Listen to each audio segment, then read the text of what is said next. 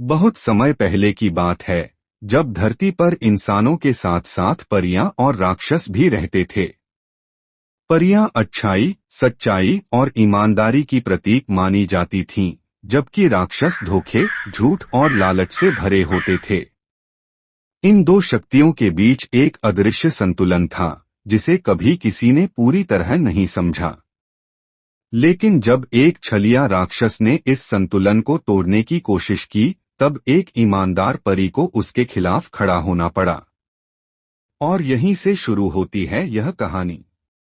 स्वर्णपंख एक छोटा सा गांव था, जहां बच्चे हर शाम खुले मैदान में दौड़ते, हंसते और कहानियां सुनते थे। ये गांव खास इसलिए था क्योंकि यहाँ एक रहस्यमयी वन सत्यवृक्ष वन था, जिसके बीचों बीच एक चमकता हुआ पेड़ था। बच्चों को बताया गया था कि यह पेड़ केवल ईमानदार लोगों को अपने पास आने देता है।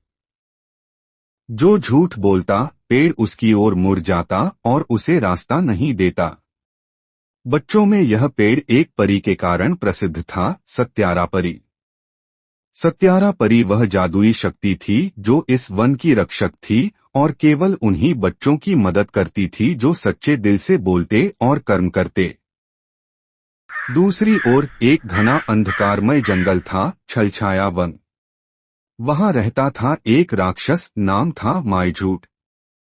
मायझूठ की शक्ति झूठ में थी। वह बच्चों को गलत रास्ते पर बहकाता, झूठ बोलने पर उन्हें इनाम देता और धीरे धीरे उनके मन से सच्चाई को मिटा देता। मायझूठ को सच्चाई से सख्त नफरत थी। उसे पता चला कि स्वर्णपंख गांव में एक ऐसी परी है जो सच्चाई फैलाती है और झूठ को जला देती है। उसे गुस्सा आया। उसने तय किया, अब वो इस गांव को झूठ की चपेट में लेगा। सत्यारा परी हर रोज वन के बच्चों को अपने जादुई फूलों से पुरस्कृत करती थी। लेकिन एक शर्त थी, बच्चा पूरी तरह ईमानदार हो। एक बार एक बच्चा, गोलू, ने झूठ बोलकर एक फूल लेने की कोशिश की, लेकिन जैसे ही उसने फूल को छुआ, फूल मुरझा गया और पेड़ से आवाज आई, झूठ के स्पर्श से सत्य नहीं खिल सकता। गोलू को बहुत दुख हुआ। उसने घर जाकर मां से सब कुछ सच सच बताया।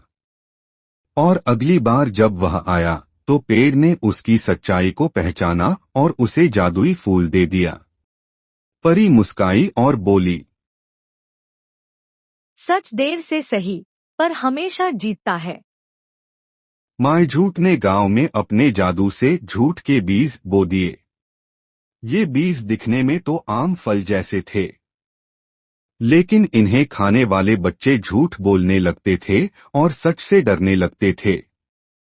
धीरे धीरे बच्चों में झूठ फैलने लगा। कुछ होमवर्क छुपाने लगे, कुछ अपने दोस्तों से झूठी बातें करने लगे। सत्यवृक्ष धीरे धीरे मुरझाने लगा।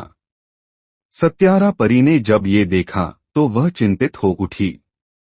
एक रात सत्यारा परी ने गांव के सभी बच्चों को बुलाया और कहा, अब समय है सच्चाई और झूठ की परीक्षा का। जो बच्चा सच्चा होगा, वही इस वन को बचा सकेगा।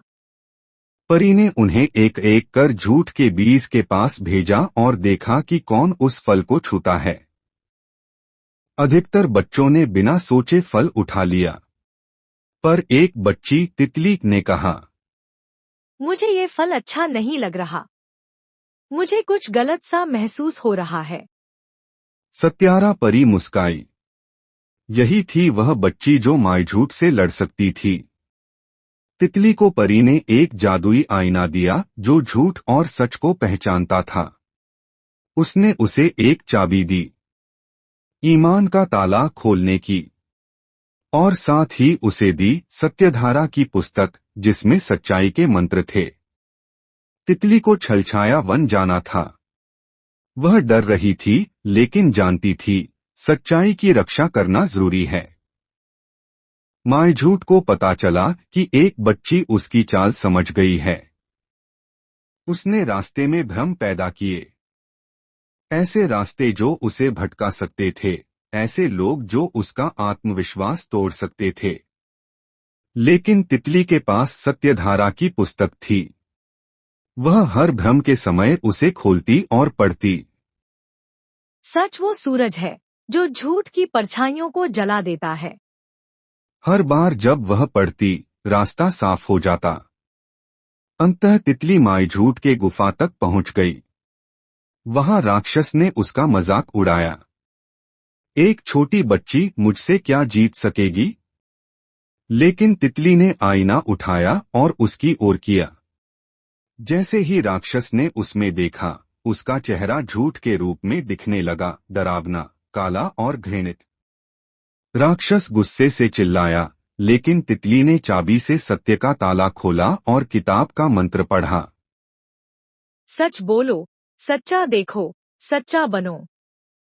जैसे ही मंत्र पूरा हुआ, राक्षस की शक्ति क्षीण होने लगी। माय झूठ धीरे धीरे पत्थर में बदलने लगा।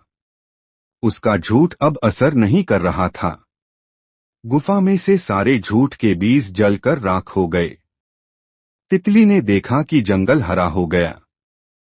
सत्यारा परी आ पहुंची और बोली, तितली, तुमने न केवल गांव बल्कि इस पूरे संसार में सच्चाई की ज्योति जगाई है।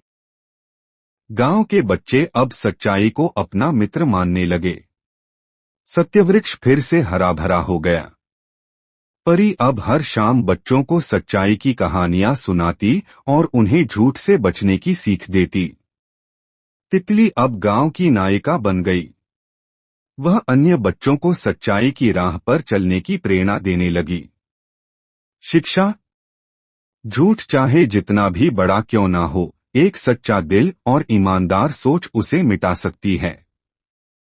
सच्चाई का रास्ता कठिन हो सकता है, लेकिन वह हमेशा प्रकाश की ओर ले जाता है।